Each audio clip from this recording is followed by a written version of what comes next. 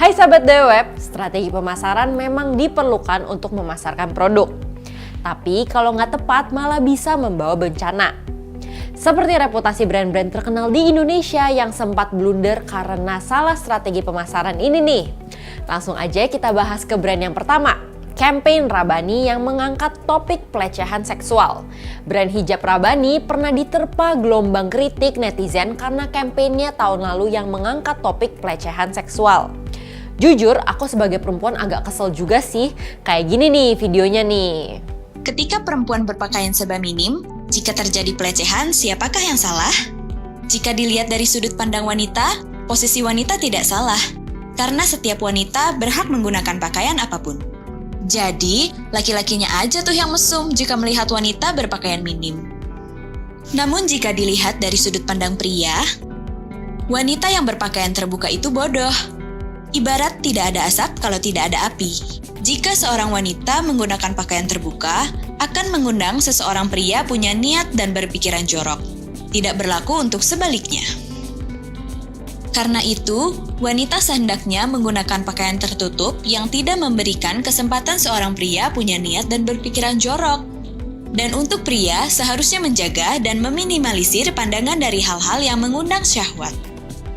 Jadi, menurut Rabbaners, apakah pria yang salah atau wanitanya yang bodoh?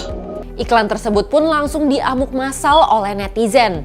Banyak yang berpendapat kalau postingan itu adalah victim blaming karena terdapat pesan korban mengalami pelecehan seksual karena pakaiannya yang mengundang. Padahal, apapun pakaiannya, tindakan pelecehan seksual adalah kesalahan pelaku yang secara sadar melakukan hal tidak pantas ke manusia lain. Kayaknya nggak etis banget deh menjual produk dengan membawa topik pelecehan seksual yang berbau victim blaming seperti itu. Campaign Rabbani ini adalah salah satu strategi marketing yang totally fail karena menggiring opini yang juga membuka luka banyak orang di luar sana sebagai korban pelecehan seksual. Yang kedua, Scarlett dan geprek Bensu yang ngaku-ngaku ke Paris Fashion Week. Pertengahan Februari 2022, Indonesia digemparkan dengan postingan dari beberapa brand lokal yang mengklaim bahwa mereka ikut ngeramein Paris Fashion Week 2022.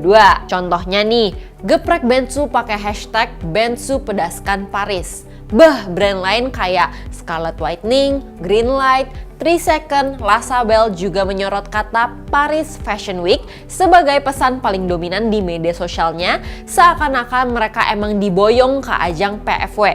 Awalnya banyak netizen yang mulai percaya bahwa brand-brand tersebut udah berhasil go internasional sampai ke Paris Fashion Week ya kan? Tapi euforia itu nggak berlangsung lama guys. Pada 6 Maret 2022, Lucky Heng, pengusaha sekaligus pencinta fashion, akhirnya angkat suara via Instagram Story dan klaim bahwa postingan mereka termasuk misleading. Paris Fashion Week adalah rangkaian acara di mana hanya desainer yang mendapat undangan dari FHCM yang berhak menampilkan karyanya. Paris Fashion Week adalah rangkaian acara di mana hanya desainer yang mendapat undangan dari FHCM yang berhak menampilkan karyanya. Sementara itu, nama pagelaran yang diikuti oleh brand lokal tadi adalah Gerakan Ekonomi Kreatif Nasional Gecrafts Paris Fashion Show.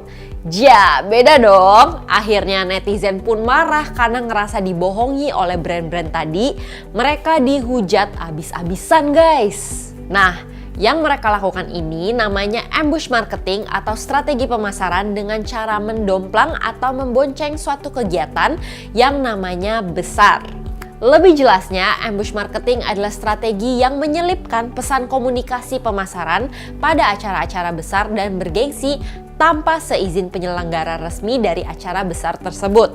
Yang ketiga, postingan hashtag berani review jujur dari Harlot Beauty. Kesalahan selanjutnya datang dari dunia kecantikan yaitu Harlot Beauty. Pada awal tahun 2021, mereka membagikan campaign ini di Instagram yang sebenarnya cukup menarik. Tapi sayangnya campaign tersebut malah mendapat reaksi kurang enak nih guys dari warganet. Awalnya mereka membuat postingan hashtag berani review jujur yang berisi pesan bahwa mereka tidak akan mengendorse influencer demi mendapatkan review produk yang jujur, objektif, dan real biar bisa membantu hashtag pejuang kulit sehat.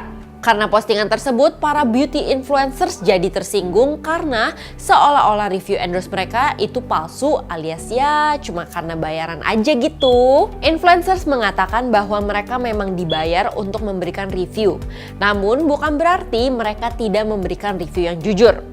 Di sisi lain, ada banyak juga sih warganet yang mendukung campaign Harriet. Tapi nggak cukup ya untuk ngeredain protes. Jadi akhirnya Harriet Beauty menulis permintaan maaf.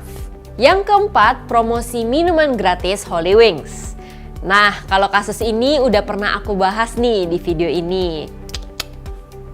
Holy Wings adalah tempat yang identik banget sama anak muda zaman now. Tapi kali ini strategi promosi yang mereka gunakan untuk menambah jumlah pengunjung berujung fatal. Jadi isi promosinya adalah pengunjung yang bernama Muhammad atau Maria bisa dapat miras gratis berupa Gordon's Dry Gin atau Gordon's Pink. Tentunya hal tersebut menuai kecaman dari berbagai kalangan dan dianggap sebagai penistaan agama. Walaupun pihak Holy Wings sudah meminta maaf, tetap saja ada berbagai kalangan yang tidak bisa menerima perbuatan tersebut. Akhirnya perusahaan hiburan malam terbesar di Indonesia ini ditutup. Kalau kamu mau dengar versi lengkapnya, langsung aja cek di video yang ini ya. Oke guys, itu dia tadi beberapa brand atau perusahaan yang pernah melakukan kesalahan fatal dalam strategi marketingnya. Kira-kira pelajaran apa yang bisa kamu ambil nih guys? Boleh share ya di kolom komentar di bawah ini. Well, seperti biasa jangan lupa like, comment, share, subscribe, dan terus pantengin YouTube Dewa Web untuk video-video edukatif selanjutnya. See you guys in the next video ya. Bye! Cari hosting yang aman, Dewa